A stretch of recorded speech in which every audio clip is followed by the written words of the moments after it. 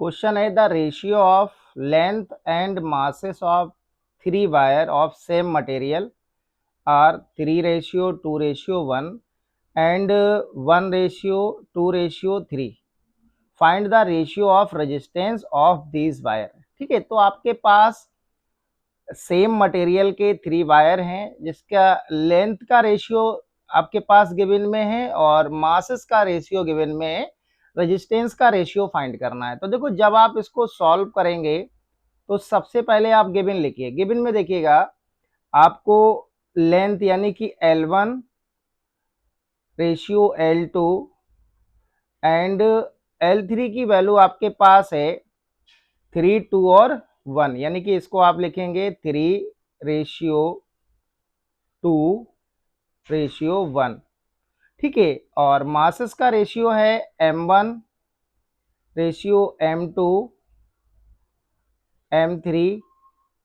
ये आपके पास गिवन में है 1, 2 और 3, यानी कि इसको आप लिखेंगे 1:2 और 3। ठीक है, फाइंड क्या करना है? फाइंड करना है रेजिस्टेंस का रेशियो, यानी कि R1 ratio R2 and R3। ठीक है, तो ये हमें इस क्वेश्चन में फाइंड करना है। देखो, इसको सॉल्व कैसे करेंगे आप वो देखिएगा। आपको रेजिस्टेंस का एक फार्मूला मालूम है कि R इक्वल टू होता है रो L अपॉन में A। ये फार्मूला होता है रेजिस्टेंस का। देखो, इस फार्मूले में हम क्या करने वाले हैं, L से मल्टीप्लाई करेंगे और L से डिवाइड करेंगे। तो देखो, सेम से यानी कि L से मल्टीप्लाई कर रहे हैं और L से ही डिवाइड कर रहे हैं, तो ये कैंसिल भी हो जाएगा, यानी कि इस पे कोई इफेक्ट नहीं पड़ने वाला। इसको आप लिख सकते हो R इक्वल टू रो, देखो ये L और L क्या हो जाएगा, L स्क्वायर और अपॉन में AL हो जाएगा। ठीक है, अब यहां पर आपको समझना है कि A क्या है, एरिया, L क्या है, लेंथ, और एरिया इंटू लेंथ वॉल्यूम होता है। ठीक है, तो ये वैल्यू यहां पर हम पुट कर सकते हैं। तो यहां से R इक्वल टू यहां पर आ जाएगा रो L स्क्वायर अपॉन में V। ठीक है, और V क्या है, वॉल्यूम है।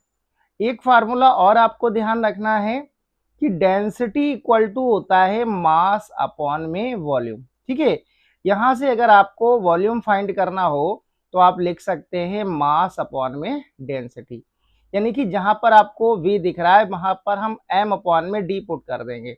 तो यहां से देखो, फिर रेजिस्टेंस का नया फार्मूला बन जाएगा रो L अपॉन में V की वैल्यू रखेंगे M अपॉन में D, M अपॉन में D, और D ये ऊपर पहुंच जाएगा। ठीक है, तो फाइनली आपके पास ये रिलेशन आ जाएगा। अब यहां पर आपको करना क्या है, देखो वायर क्या है, सेम मटेरियल के हैं, तो आप लिख सकते हो if rho and D are constant.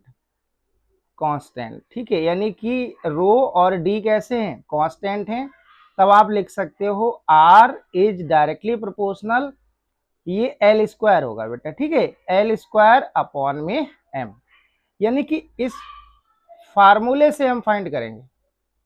इस फार्मूले से हमें R1 R2 और R3 तीनों के फार्मूले बनाने हैं। तो यहां से लिखेंगे आप R1 equal to L1 square upon में M। R2 का फार्मूला बनाएंगे तो R2 क्या होगा, L2 स्क्वायर अपॉन में M। समझ में आ रहा होगा? ठीक है, और R3 यहां से हो जाएगा आपके पास L3 अपॉन में M, ये आ जाएगा।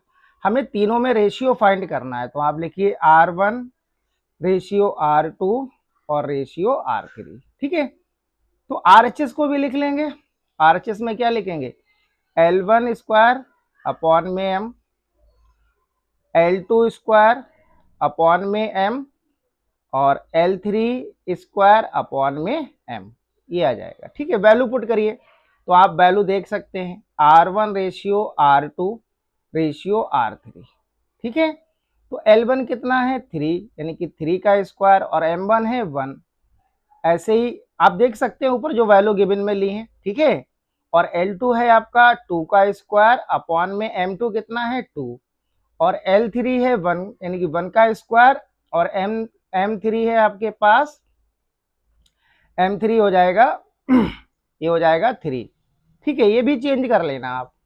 ये बेटा M1 M2 और M3 आएगा। ठीक है, सॉरी ये M1 हो गया, ये M2 हो जाएगा और ये M3। ठीक है, इसको यहाँ भी चेंज कर लेंगे, M1 M2 और M3 इस टाइप से हो जाएगा। अब देखिएगा, इसको आप जब सॉल्व करेंगे तो 3 का स्क्वायर 9 डिवाइडेड बाय 1, रेशियो देखो 2 का स्क्वायर करेंगे, 2 का स्क्वायर 4, 4 में 2 से डिवाइड करेंगे तो ये 2:1 हो जाएगा, और ये 1 का स्क्वायर 1:3, ये आ जाएगा आपके पास। ठीक है, अब करना क्या है, इसमें आप 3 से मल्टीप्लाई कर दीजिए। 3 से मल्टीप्लाई करेंगे तो 9 3 जा कितना होता है 27, और 1 से डिवाइड करेंगे यही आएगा, और 3 2 जा 6, और देखो 3 आएगा, 3 से 3 कैंसिल हो जाएगा, कितना आएगा 1। तो यहाँ से R1 रेशियो R2 और रेशियो R3 की वैल्यू कितनी आ जाएगी 27 रेशियो 6 रेशियो 1। ये इस क्वेश्चन का आंसर हो जाएगा।